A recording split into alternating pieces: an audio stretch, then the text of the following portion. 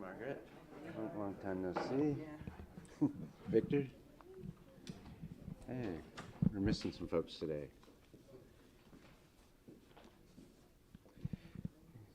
You guys can hear me okay? We ready to go, or should I wait? Everybody's ready. Yeah, we're ready. All right. Hi, everybody. Thanks for being here. Second day of school. I was out at a couple schools. Let's see, Mitchell Elementary School, Thomas Middle School. Also went to Jones Academy, but I went there to see mostly the Division Command Center.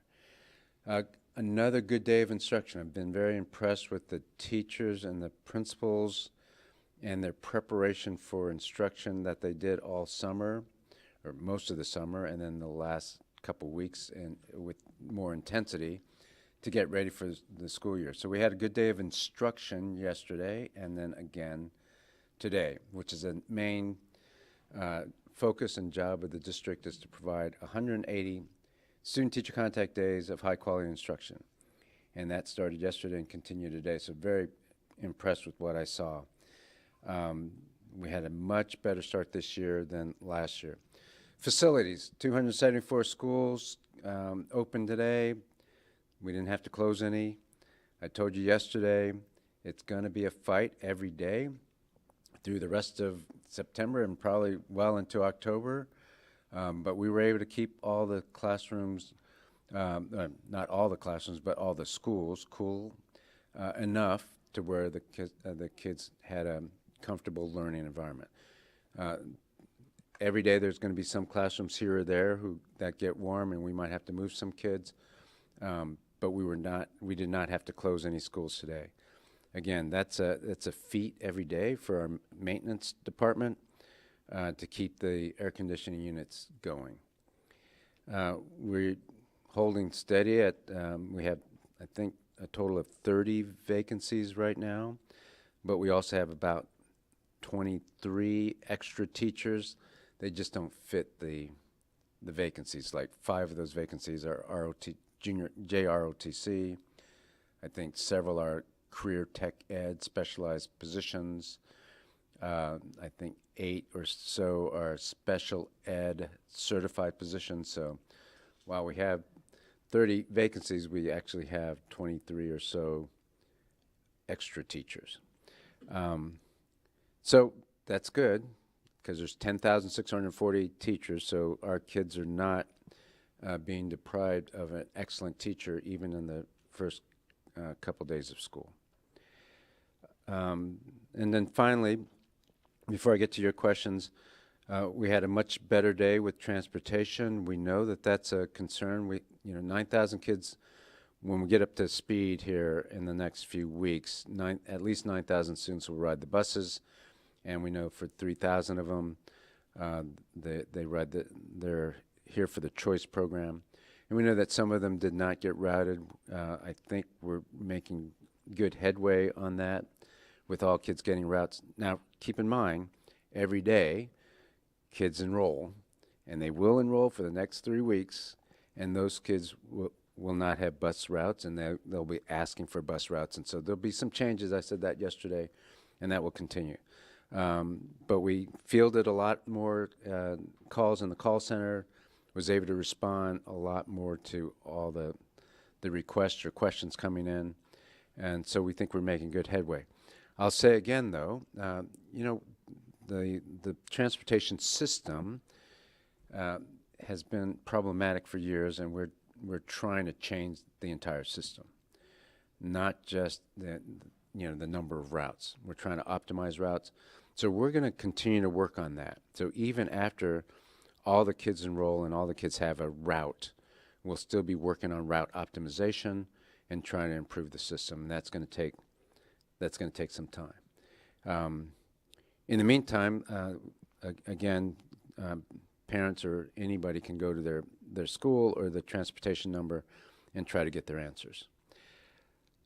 Who has the first question? I have a question about vacancies. And I'll let you, yeah. You did. We had a parent at Mark White Elementary reach out. She went to meet the teacher. Her first grader met their teacher, but then on the first day of school, their teacher wasn't there. They had a substitute. They were told that that teacher was still in the HR process, going through the HR process to, I guess, officially become the teacher at this school. Are you aware of that, if any other teachers are going through that process, and maybe why they didn't finish the process before the first day of school? I don't know about that particular, obviously a very unique case since we had only, 30 vacancies and all these extra teachers. We did have 88 absences, known absences. People do get sick even on the first day of school and things like that. So that's why those schools will have had substitutes, but I can't speak to the one individual you're talking about. Now, HR is still trying to fill these vacancies, and we're going to get even more extra teachers through the next several weeks. So there's still going to be some HR action over the next month. I know you mentioned you're seeing progress with the vacancies. How does the first week of school compare to the beginning of the summer? Yeah, so we were able to do some really good recruitment through a performance interview and rigorous process, and we were able to get down to 28, I believe, was yesterday's number. So we think that's a really good sign of the recruitment process that we had over the summer. And there's 30 now? There was 28 yesterday, there's 30 now? Yeah, and there's 30 now, 28 yesterday, 30 now. And that number will fluctuate a little bit all the time, again, because of, like the person who's processing, they may come on board tomorrow, right? And so keep in mind we have 10,640 teachers, so we'll keep that in perspective. Next question, Margaret. Yesterday, there was a round number of about 180 of the number of warm bodies, as you put it. Yeah, I was loath. I'm going to get an update. I was loath to give that number out, and I think that number's inaccurate. So we'll get you a real number once we get further into the year. Can you provide a beginning of the year enrollment number? I mean, how many students are in the district this year? Yeah, Yeah. same problem. I did that last year. So no, I cannot give you a number right now. Let the dust settle for a little bit, and then we'll give you enrollment numbers, because that number fluctuates so, hour by hour. One of my colleagues wanted to know about just expanding on EduLog. Just asking, what services did the district expect, given the cost of the software at around about $1 million? What was the district expecting that EduLog provided? Yeah, Yes. so actually had the team has been working with EduLog all for the last 6 months, I believe. And in any case, I had a talk with Sam Bull, the CEO. We work closely with EduLog to try to improve the system. It can't be done in a few months. I've been saying this. And so they're going to continue to partner with us and collaborate. And, their main collaboration with us is route optimization. But it's a very complex system, right? So part of it is the platform. Part of it is route optimization. Part of it is helping with scheduling. Just all kinds of things. That's why we hired them. And so I think we're working well. We'll continue to work well, and we'll continue to improve our routes. Do you know the rough number of how many schools have any issues with the AC today? And is there a message for parents that, their children are studying with this heat? Yeah, Yes. so 274 schools open, and none of them had to close. I don't have the number of classrooms that may or may not have been warm, but I can tell you if we don't send kids home, they're safe. It's not too warm. And so I think that's been a huge success, given that, you know, we've had these challenges with our aging facilities. Any other question? Go ahead. Do you have a count for how many uncertified teachers there are this year? I don't have an accurate account of that yet, but let's send that to you. I've been cautioning myself of giving too many numbers because they always turn out to be a little bit off. So I want to be careful. What retention strategies are in place in light of years-long declining enrollment in HISD? I mean, are there retention strategies for students? Are you collecting feedback from families who are pulling their kids from HISD and going elsewhere? So, you know, we just started. Every year you have kids enrolling all the way till Labor Day. That distresses me as a person who wants kids to show up on day one. But, you know, people have different circumstances and may not arrive until a little bit later after the start of school. So before we analyze the enrollment and before we talk about retention strategies, let's see where the dust settles. Margaret. I have two questions on the bond issue. One is, as we saw today at least one of the schools, it's kind of wide open. So, and there's been this big push in the bond issue on added security. So could you talk about how you're going to provide added security for campuses where there are separate buildings, where kids are walking out in the open and not in a contained building? Yeah, Yes. so let everybody know that, you know, I have to be very careful. I cannot advocate for the bond, and so I won't be doing that. I can give information, so I can answer your question in broad strokes, which is we put forward a proposal in the bond for safety and security. One of those things, and it has to do with every building is a little bit different, but the safety and security means where we have a single point of entry, a vestibule, that's the state of the art on safety in the entrance, and then we have secure fencing around some campuses. Those are the sorts of things that we placed in the bond package when we talk about safety and security of our schools. So places that don't have one point of entry, though, because Yeah. Yeah, So so every school. I mean, I think it's in the. It is in the bond proposal, which schools are getting what, and so yes, the safety and security has to do with that. If we feel like there needs to be for the bond proposal, schools that don't have a single point of entry, you're likely to see that in the proposal for the bond. the other question about the bond is mostly what we've been talking about as schools start has been transportation. But improvements to transportation didn't make the cutoff to be included in the bond issue. So how do you make the improvements of facilities there and everything else, other than cutting the routes, when it's not in the bond issue, which you can't talk about? Right. we don't need to talk. We can talk about transportation without talking about bonds, so let me do that. Transportation, it's partly systemic, as we talked about, and so we're paying for that already through our general operating revenue because it's important investment to fix our system. And so that, for example, the partnership with Edulog, we're paying out of the general fund, and that's an important collaboration to help us fix our transportation system. So how do you fix the rundown facilities of several of the bus barns? Mm-hmm.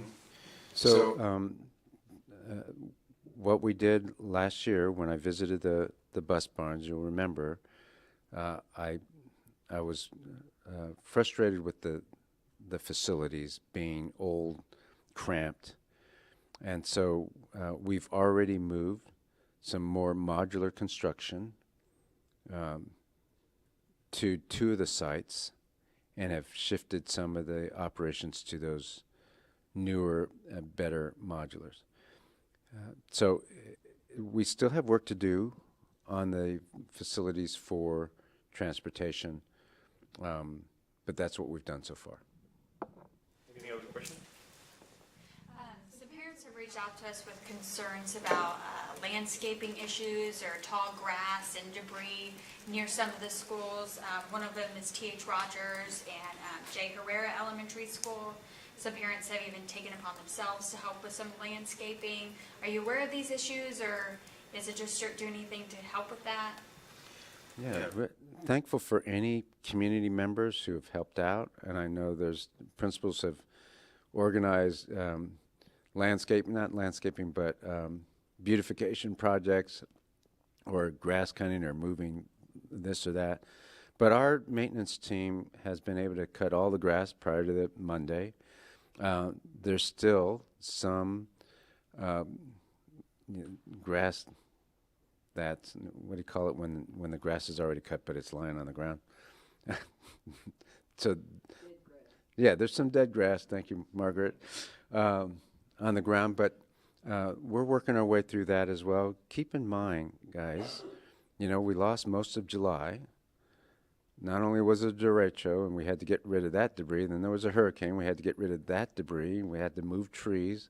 Even the city has not moved all the debris. There's debris everywhere because it's a large district and a lot of trees and a lot of debris. And so you'll see some of the debris piled on a side in some places, out of the way, out of kids' harm, so that they're not going to harm kids. And so, yes, we have some debris we still have to remove, but we feel pretty comfortable that the schools look fairly well, and give us some time and we'll be able to get them back to normal. And that collaboration is still with solid waste, right? You guys are continuing that.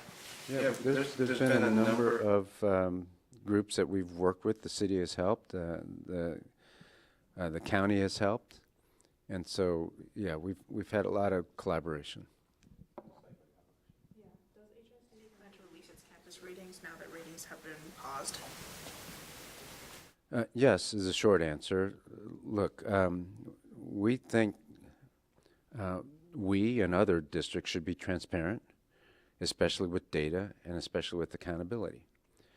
And so we've already released, as you know, the district level data because we have the capability to follow the methodology and report on our accountability ratings, which we have done. What we haven't done is given the school rating yet. And then the other districts could also do this or get technical assistance from the state and also produce their own data. But we've produced data already, and we think it's in the best interest, again, because of full transparency and using data to help improve instruction, that we release the data for schools. So we won't have the final, because the final is always TEA. But we have what's called final preliminary data. We have that. We're using that, and we'll release that probably Friday. School, and I'm talking about school level accountability data. We've already released the district level accountability data, in which we went from 121 DNF campuses to 41, which is a great celebration and a great tribute to our teachers and kids. We have another question for KPSC. Yeah, running back to the HVAC issue really quickly, you mentioned that no schools have had to be closed yet, but maybe some classrooms that have to shuffle around. Can you talk about the metrics that you use to make those determinations, what the threshold is for closing a school and closing a classroom? Yeah, Yes. so generally we look at 82 degrees to be too hot. I mean, it's not dangerous, but it's too warm for a kid to concentrate or a teacher to teach well. So that's warm, but there's a balance somewhere, and we think that's the line. So we'll move classrooms, and we use temperature guns, not just this feels warm, because just like a family in a house, somebody might think it's warm, the partner might think it's cold. So Now, we don't do it that way. We use a temperature gun, and that's how we do it. Now, look, we are trying, even then, to try to get schools to a comfortable, 73, 74 degrees. That's about what we can do in the summer. I was in both Mitchell Elementary School and Thomas were kind of cool today. They were probably around 68 degrees, and then you walk outside and it's like 90 some degrees. So we're going to try to do the best we can to get the kids comfortable so that they're in a good learning environment and they can focus on the instruction. Any other question? Okay. Thank you. All right, thank you, everybody.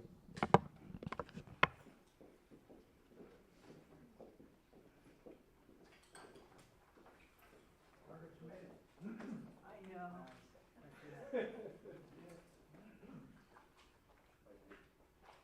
you all for coming.